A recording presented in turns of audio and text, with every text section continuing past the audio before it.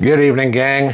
Not often I make an evening video, and when I do, it's usually something important. This would be it. I want to thank Angel for sending me this, finding this one out. I went and watched this, looked this up. This is flat out scary, okay? Whether you know or not, there is a big investigation on the federal government for weaponizing the government.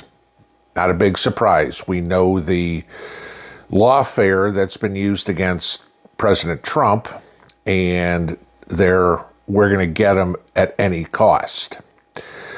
So today, the House Judiciary Subcommittee on Weaponization of the Federal Government held an oversight hearing about the FBI's handling of security clearances for whistleblowers. Okay.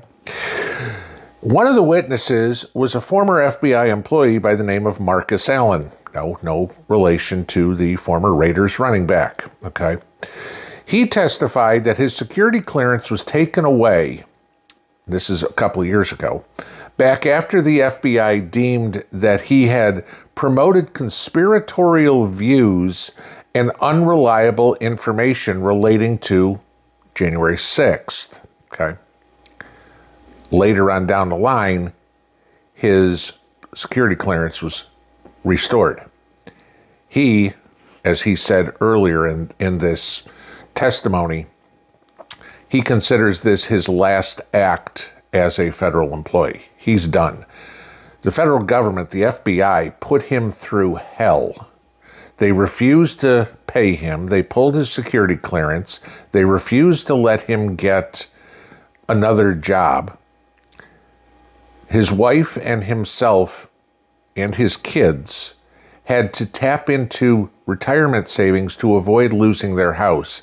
The FBI basically tried to destroy his life, and everything he said was later proven to be factual.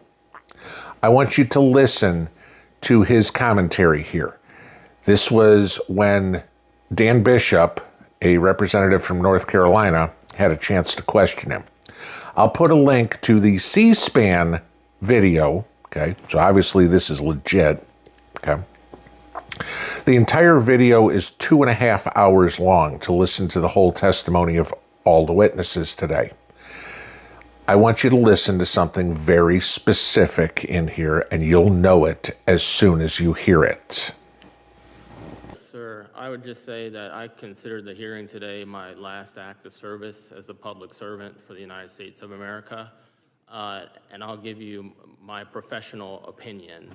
I was an intel professional for our country for many years, and I would give recommendations, and I'd also look at indications and warnings. So I would offer this to the American people as my warning to them. Since this is a warning to the American people, I say, I personally have no confidence that the FBI will rein in its own conduct. I've been persecuted along with Garrett, Steve and Kyle, and countless other whistleblowers. It is my opinion that the Bureau used reprisal and fear to control the workforce. It has been a seemingly effective tactic. I personally believe that there are no current effective checks and balances against them conducting lawless action with any type of correction in a legitimate time frame. I welcome the work of the IG, but I think any type of lawless action, there's no legitimate time frame to rein them back in. Their ability to overclassify information can allow them to stonewall forever.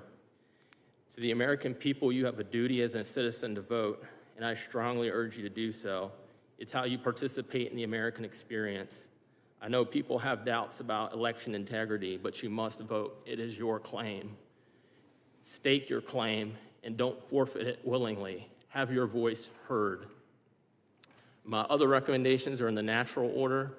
First, vote. The second is the Second Amendment. Arm yourself and know how to defend yourself. Make 3 to 4 friends in your neighborhood and promise to come to each other's mutual aid in times of hardship. And during the Great Depression, people stocked up a pantry. So I think that's a good practice, especially in our economic times, and make sure you have 3 to 4 months of food. And as a person of faith, I'd say pray the rosary, Go to the First Friday devotions. That's for everybody, all my brothers and sisters of all faiths, and I know I'm Catholic, and read the gospel of our Lord and Savior, Jesus Christ, and live it every day. And that's all I have to say. Thank you for the time. When you have an FBI member, former, now soon to be, probably after today, he probably put his retirement paperwork on his boss's desk at 5 o'clock today. Tell everybody to vote, to arm yourself, to get a pact with 3 or 4 of your neighbors, preferably more, to stock up on food, and to pray, because our government, our Federal Bureau of Investigation, is that corrupt under the Joe Biden, Kamala Harris administration.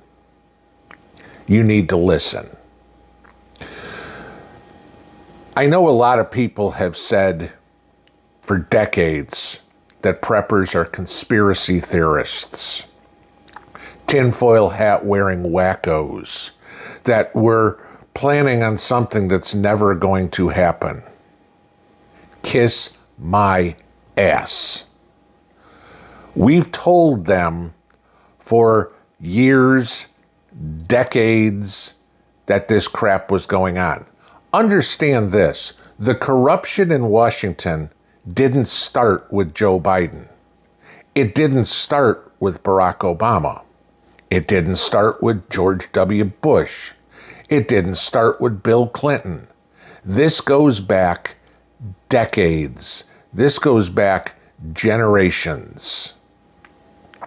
And as everything gets more and more sophisticated, whether it's spying technology, whether it's drones, whether it's microphones in your cell phone, your laptop, your television, your Roomba, whatever, to spy on you, they have the advantage. We get the bits and pieces of the technology. Think about this. GPS, for example. What a great invention. It's in your car now, right? It's on your phone. You need directions to go anywhere in the world, and you can get walking directions, biking directions, driving directions, whatever you want. I mean, I could go from here to Boise, Idaho, and my car or my phone will tell me exactly where I need to turn. If we have that technology, you and me, civilians, what does the FBI have? Something that's tenfold better, right? Remember this, about a year ago, all members of Congress were issued satellite phones. Remember that? Okay. Wonder why. Let's think about the imagery, for example, that our government can have. You can go on Google Maps, right? You can find your house. You can zoom right down and see what car's in the driveway when they took the picture or whatever. I think I told you the story about somebody I knew who found their spouse was cheating on them because Google Maps just so happened to take a picture of their house while the mistress's car was in the driveway. Well, he was supposed to be at work, right? You know that. If Google Maps can do that, if you have that ability to see something like that, what do you think the FBI can see? Do they have infrared technology? Can they see inside your house to know exactly where you are? I mean, come on, we see this in movies. If you think it's in movies, pretty much bet that the FBI has it.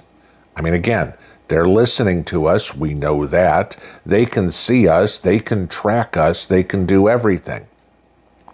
They'll lie. They'll do anything they can to push their narrative. Mr. Allen is a perfect example. He told the truth, but the truth hurt the liberals. Remember, he wasn't telling the truth that Nancy Pelosi had nothing to do with January 6th. He was telling the truth about all the feds that were in the January 6th crowd Ray-Epps, that were causing, that were inciting what they call the riots. Okay? No. This man put his life up for this. He gave up everything. He almost lost his house. Could have easily lost his family. Certainly lost his career.